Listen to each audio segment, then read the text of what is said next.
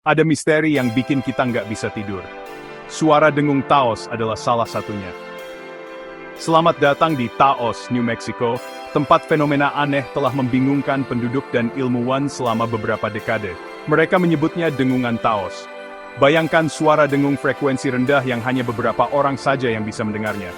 Tidak ada yang tahu dari mana asalnya atau mengapa suara itu ada. Beberapa orang bilang itu suara proyek rahasia pemerintah. Yang lain percaya itu cuma akal-akalan alam. Tapi satu hal yang pasti, dengungan Taos sangat misterius. Mereka yang mendengarnya menggambarkannya seperti suara mesin diesel dari jauh, terus-menerus berdengung, dan itu bisa membuat orang gila. Namun, tidak ada peralatan ilmiah yang pernah bisa mendeteksinya. Jadi, apa yang sebenarnya terjadi di Taos?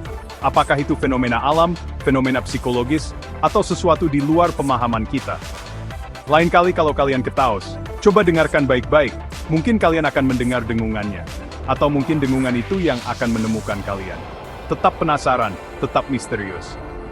Sampai jumpa lagi, teruslah mencari yang tak terlihat.